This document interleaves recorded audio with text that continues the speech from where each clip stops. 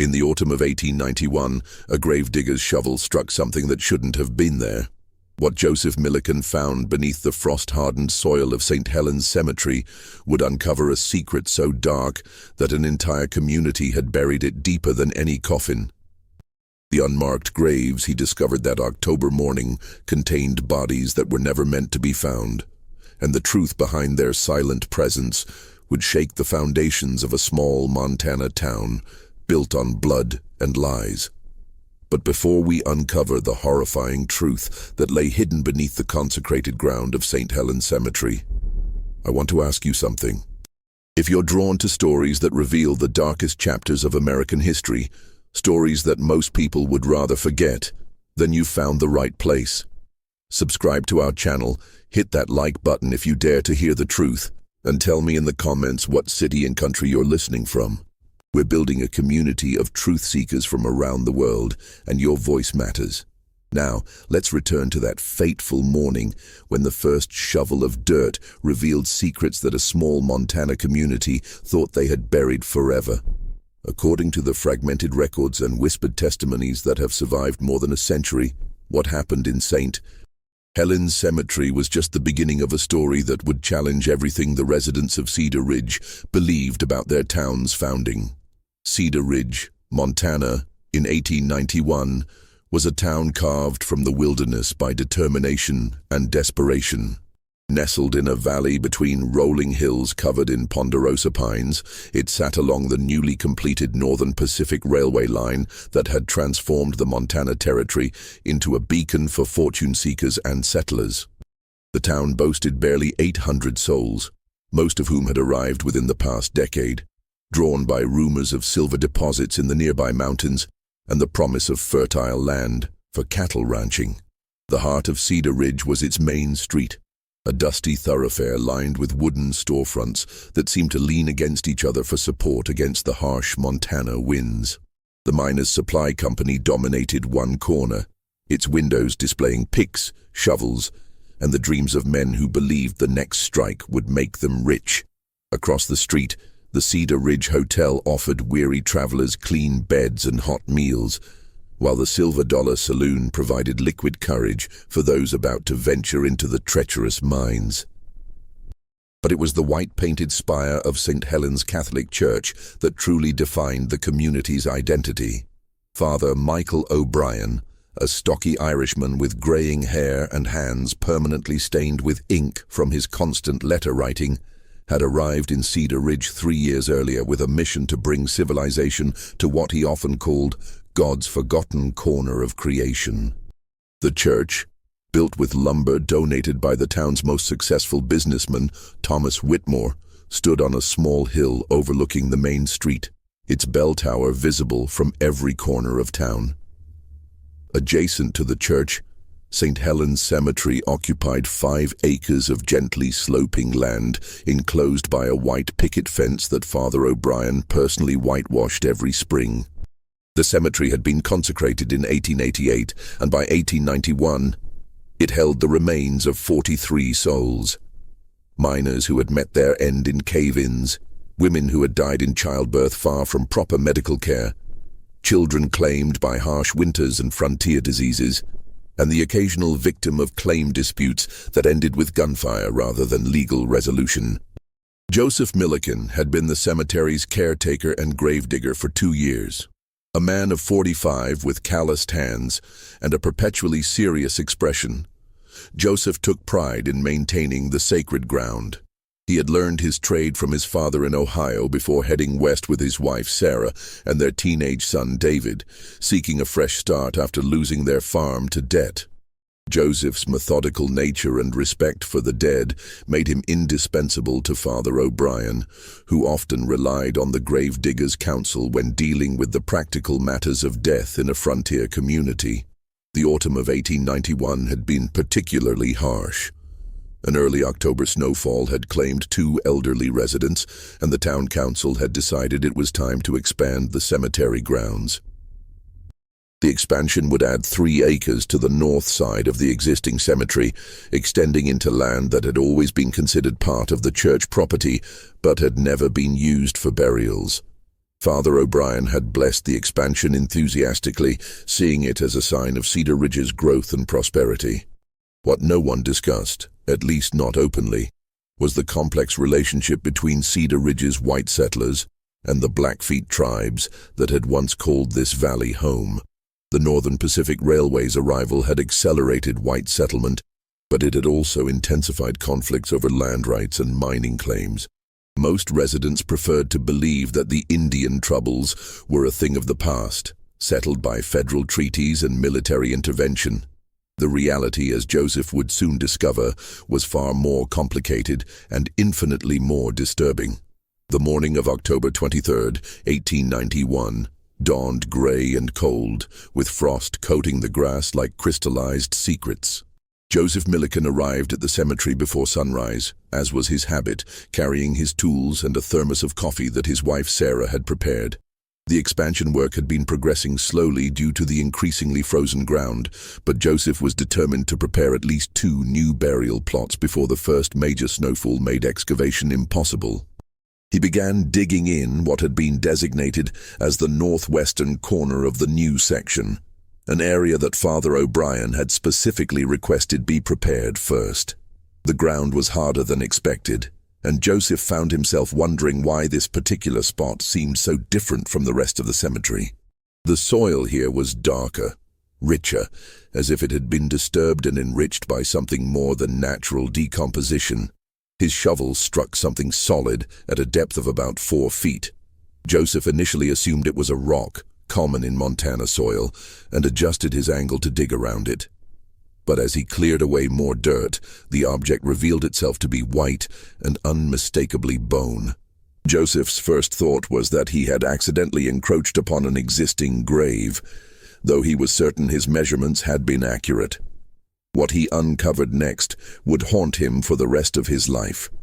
The bones were not arranged in the neat, ordered fashion of a Christian burial. Instead, they lay in what appeared to be a hastily dug pit, jumbled together without regard for dignity or ceremony.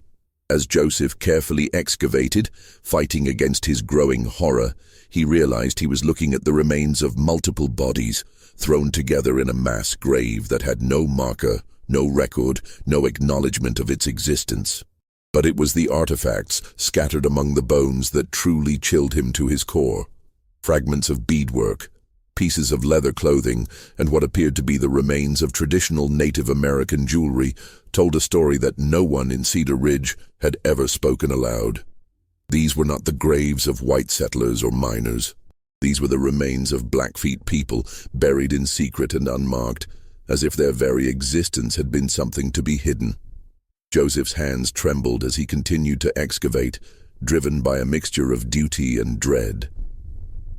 The mass grave extended further than he had initially realized, and as the morning sun climbed higher, he began to understand the true scope of what lay beneath the consecrated ground of St. Helen's Cemetery. By noon, Joseph had uncovered evidence of at least 12 individuals, ranging from adults to what appeared to be children. The bodies had been buried without coffins, wrapped only in whatever clothing they had worn at the time of their death. The condition of some of the remains suggested violent deaths, with visible damage to skulls and bones that spoke of conflict rather than natural mortality. Joseph sat back on his heels, staring at the evidence before him, his mind racing with questions that he wasn't sure he wanted answered. How long had these bodies been here? Who had buried them? And more importantly, who had ordered that they be buried here, in secret, without any acknowledgement or ceremony? And perhaps most disturbing of all, who in Cedar Ridge knew about this hidden graveyard? And why had they chosen to build their cemetery expansion directly over it?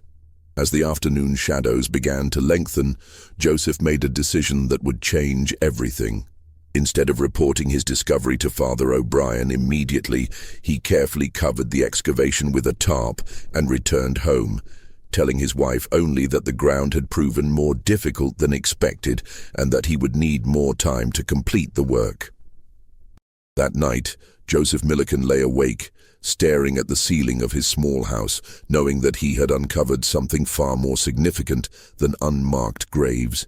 He had found evidence of a secret that someone in Cedar Ridge had been willing to kill to protect, and now that secret was literally in his hands.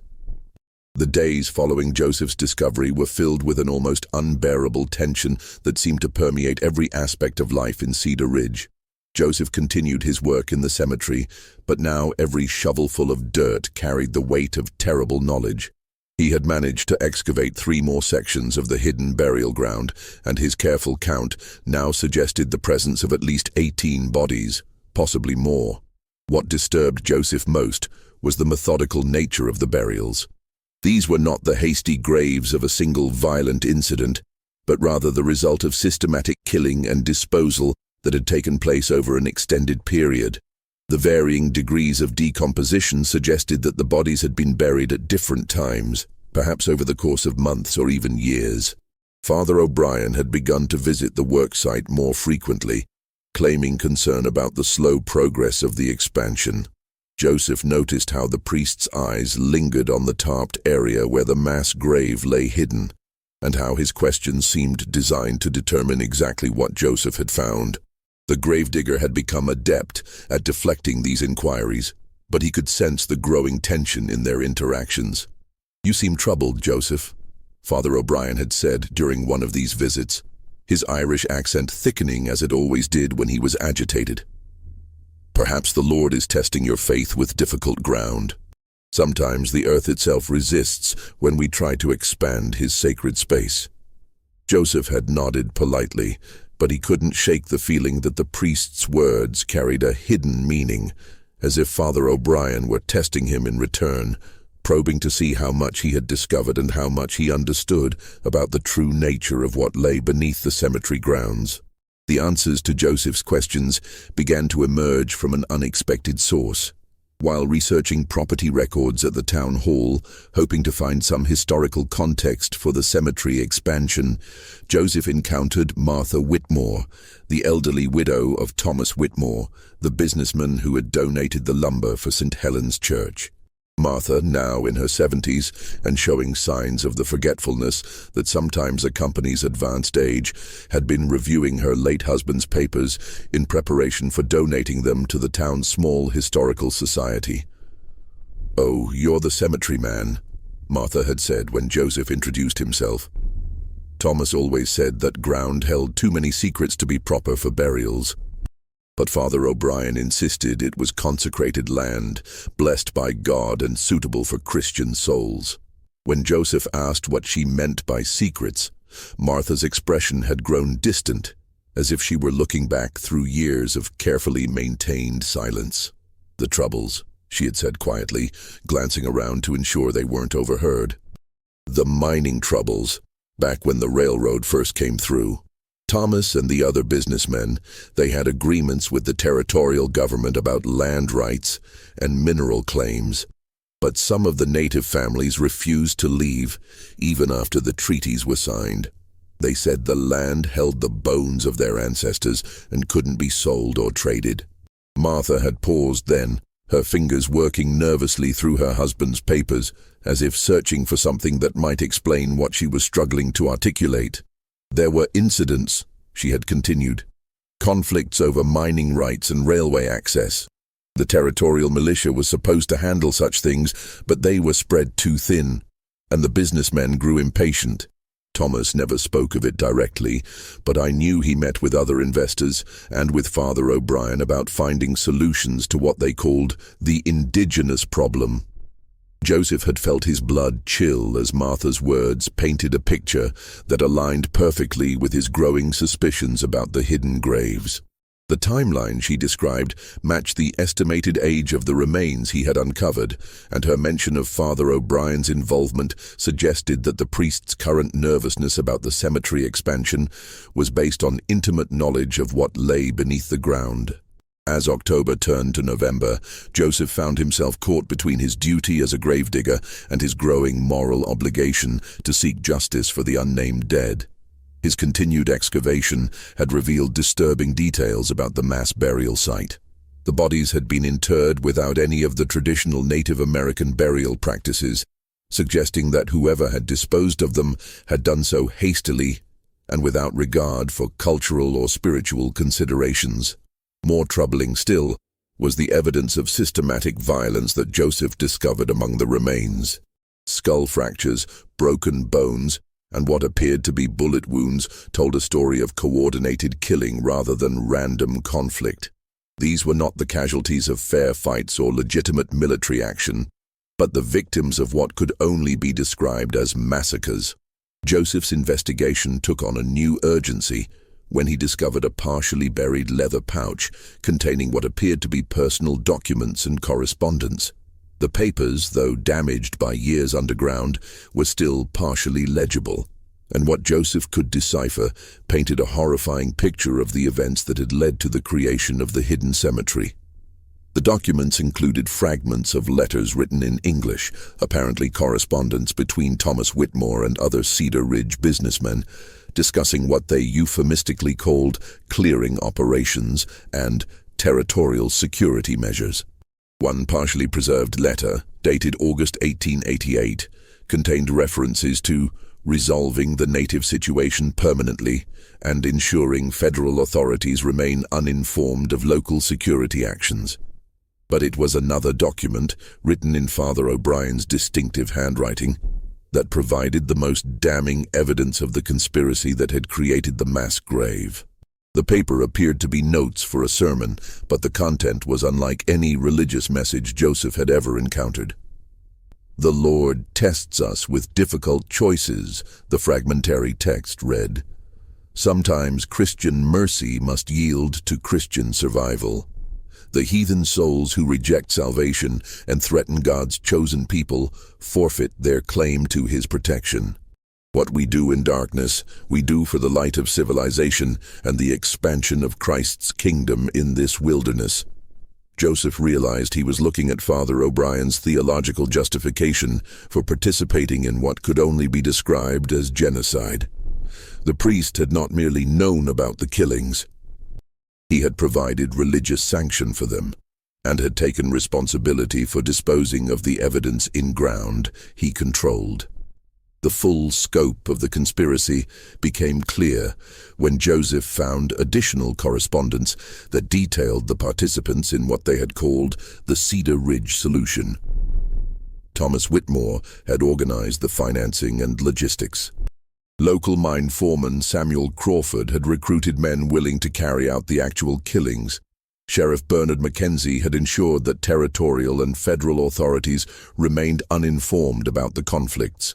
And Father O'Brien had provided both moral justification and practical disposal of the evidence. The victims, according to the fragmentary records Joseph pieced together, had been members of Blackfeet families who had refused to abandon their traditional hunting grounds in the valley, despite treaties that technically ceded the land to white settlers. The killings had taken place over the course of nearly 2 years, from 1887 to 1889, with each operation targeting specific families that had been identified as obstacles to mining and railway development. What made the conspiracy particularly insidious was its systematic nature. Rather than engaging in open warfare that might attract federal attention, the Cedar Ridge businessmen had orchestrated a series of smaller attacks designed to appear as isolated conflicts or accidents. Families were targeted when they were separated from larger groups, during hunting expeditions or seasonal migrations that took them away from the protection of their main communities. The bodies had been brought to Father O'Brien under cover of darkness, and the priest had buried them in what would later become the cemetery expansion area, confident that the consecrated ground would never be disturbed by investigation or development. The perpetrators had counted on the passage of time and the silence of complicity to keep their secret buried forever. By early November, Joseph's excavation had uncovered evidence of 23 individual burials, making the hidden section of St. Helen's Cemetery one of the largest undocumented mass graves in Montana Territory. But Joseph's investigation had not gone unnoticed, and the tension in Cedar Ridge had reached a breaking point that threatened to explode into violence. Father O'Brien's visits to the cemetery had become daily occurrences, and his questions had grown more pointed and aggressive. The priest seemed to sense that Joseph had discovered more than just bones, and his demeanor had shifted from pastoral concern to barely concealed desperation. "Joseph, my son," Father O'Brien had said during one particularly tense encounter, his voice carrying an edge that made the gravedigger's skin crawl. "I've been thinking that perhaps we should reconsider the cemetery expansion. The ground seems resistant to our efforts. Perhaps the Lord is telling us that the dead should rest undisturbed." Joseph had continued working, but he could feel the priest's eyes boring into his back, watching every movement, evaluating every response. The unspoken question hung in the air between them. How much did Joseph know, and what was he planning to do with that knowledge? The tension escalated when Joseph discovered that his home was being watched.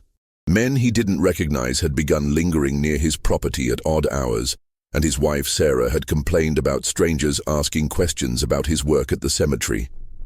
Joseph realized that word of his discoveries had spread beyond Father O'Brien, and that the same people who had orchestrated the original cover-up were now considering how to handle the threat he represented. The situation became critical when Joseph found a note slipped under his door, written in block letters that disguised the author's identity. "Some secrets are worth dying for. Others are worth killing for. Stop digging, or join the bones you found." Joseph understood that he had reached a point of no return.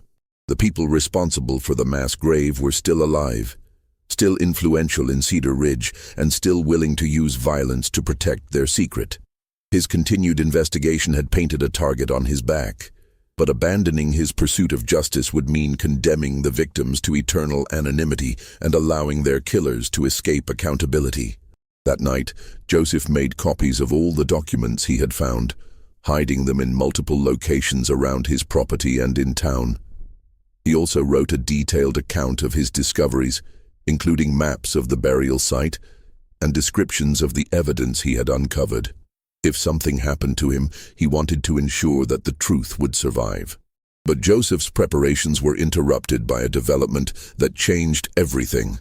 While working late in the cemetery by lantern light, hoping to complete his documentation before winter made further excavation impossible, Joseph heard the sound of approaching horses. Multiple riders were coming up the hill toward the cemetery, moving with the purposeful urgency of men on a mission. Joseph extinguished his lantern and crouched behind a large headstone, watching as 5 mounted men entered the cemetery grounds. In the moonlight, he could make out their faces. Samuel Crawford, the mine foreman. 2 men Joseph recognized as miners who worked for Crawford, Sheriff Mackenzie, and leading them all, Father O'Brien, still wearing his clerical collar, but carrying a rifle like the others. Where exactly did he find them? Joseph heard Crawford ask in a harsh whisper. "Northern section, near where I told you they were buried," Father O'Brien replied, his Irish accent barely contained. "He's been at it for weeks, digging systematically. He knows Samuel, he knows everything." Joseph realized that Father O'Brien had not come to the cemetery as a spiritual leader seeking to protect sacred ground, but as a co-conspirator preparing to eliminate the threat that Joseph's investigation represented. The confrontation Joseph had been dreading finally came to pass on the night of November 15, 1891, when winter's first blizzard provided cover for what the conspirators believed would be the final resolution of the problem Joseph represented. But they had underestimated both his preparation and his determination to see justice done for the victims whose bones he had uncovered. Joseph had been expecting the attempt on his life and had prepared accordingly. Rather than waiting passively at his home or the cemetery, he had positioned himself in the bell tower of St. Helen's Church, where he could observe the cemetery and document the conspirators' actions. From his vantage point, he watched as the 5 men deployed around the cemetery, clearly intending to ambush him when he arrived for his morning work. What the conspirators hadn't anticipated was that Joseph had spent the previous days carefully documenting their identities and preparing evidence packages for distribution to territorial authorities, newspaper editors, and federal investigators. He had also enlisted the help of his son David and 2 trusted friends from Ohio, who had recently arrived in Cedar Ridge, ensuring that his death would not result in the burial of the truth along with his body. As dawn broke over the snow-covered cemetery, Joseph emerged from the church and walked deliberately toward the hidden gravesite, carrying a shovel and appearing to begin another day of routine work. The conspirators moved to surround him, but Joseph was ready for their approach. "Mr. Milliken," Sheriff Mackenzie called out as the men closed in around him. "I'm afraid there's been a complaint about your work here. Some folks are concerned that you're disturbing graves that should be left alone." Joseph straightened up and faced his accusers, the weight of terrible knowledge giving him a courage he had never possessed before. "The only graves being disturbed, Sheriff, are the ones that were never supposed to be here. The ones that represent 23 murders that you and your friends committed between 1887 and 1889. The effect of Joseph's words on the assembled men was immediate and devastating. Father O'Brien's face went ashen, while Samuel Crawford's hand moved instinctively toward his weapon. Sheriff Mackenzie tried to maintain his official composure, but his voice betrayed his desperation. "I don't know what you think you found," Mackenzie said, "but I'm warning you to stop spreading lies about respected members of this community." Joseph reached into his coat and withdrew a leather folder containing copies of the documents he had discovered among the bones. "These aren't lies, Sheriff. These are your own words, your own plans, written in your own hand and in Father O'Brien's. I know about the Cedar Ridge solution. I know about the families you murdered for their land. I know about every single one of the 23 people buried in that pit." Father O'Brien stepped forward, his clerical collar seeming grotesquely out of place as he raised his rifle. "Joseph, my son, you don't understand the pressures we faced, the impossible choices that were forced upon us. Those people refused every reasonable offer, rejected every attempt at peaceful resolution. They threatened the future of this entire community." "They threatened your profits," Joseph replied, his voice steady despite the weapons pointed at him. "And for that, you murdered children along with their parents. You buried families together in a pit like animals, and then you built a church over their bones and pretended to serve the same God they prayed to." The moment of truth had arrived, and Joseph could see the calculation in his accuser's eyes as they weighed the cost of allowing him to live against the risk of adding another body to their tally of victims. But Joseph had one final card to play, one that would determine not only his survival, but the ultimate fate of the conspiracy that had defined Cedar Ridge for 4 years. "Before you decide to kill me," Joseph said calmly, "you should know that detailed accounts of everything I've discovered have already been sent to territorial authorities in Helena, federal marshals in Billings, and newspaper editors in Chicago and Denver. My death won't bury this secret. It will only confirm everything I've accused you of." The standoff in St. Helen's Cemetery ended not with gunfire, but with the sound of approaching horses as territorial marshals, alerted by Joseph's carefully prepared evidence packages, arrived to arrest the men responsible for what would become known in federal records as the Cedar Ridge Massacre. The conspiracy that had claimed 23 innocent lives was finally exposed to the light of justice, though the resolution would prove as complex and morally ambiguous as the original crimes. Father Michael O'Brien was defrocked by the Catholic Church and sentenced to life imprisonment for his role in the murders and cover-up. His theological justifications for the killings were widely published, sparking national debate about the role of religious institutions in frontier violence. The priest died in territorial prison in 1897, reportedly spending his final years writing confessions that were never made public. Thomas Whitmore, though dead at the time of the exposure, was posthumously stripped of his civic honors, and his family was forced to leave Cedar Ridge in disgrace. Samuel Crawford and Sheriff Bernard Mackenzie were both hanged for murder after trials that attracted national attention and helped establish federal oversight of territorial law enforcement. The 23 victims were finally identified through consultation with surviving Blackfeet tribal members, and their remains were reinterred according to traditional tribal ceremonies in a location chosen by their descendants. A memorial was erected at the site, bearing the names of the dead and acknowledging the injustice that had been perpetrated against them. Joseph Milliken became a reluctant hero, though he never sought recognition for his role in exposing the massacre. He continued working as Cedar Ridge's gravedigger until his death in 1923, maintaining St. Helen's Cemetery with a devotion that many interpreted as penance for the years the victims had lain in unmarked graves. His detailed journals, preserved by his family, became crucial historical documents for understanding the systematic nature of frontier violence against Native American communities. The revelation of the Cedar Ridge Massacre had broader implications for federal policy regarding territorial expansion and the treatment of indigenous populations. Congressional hearings were held, federal oversight of territorial governments was strengthened, and new laws were enacted to prevent similar cover-ups in the future. But perhaps the most lasting legacy of Joseph's discovery was the question it raised about how many similar secrets lay buried beneath the communities built during westward expansion.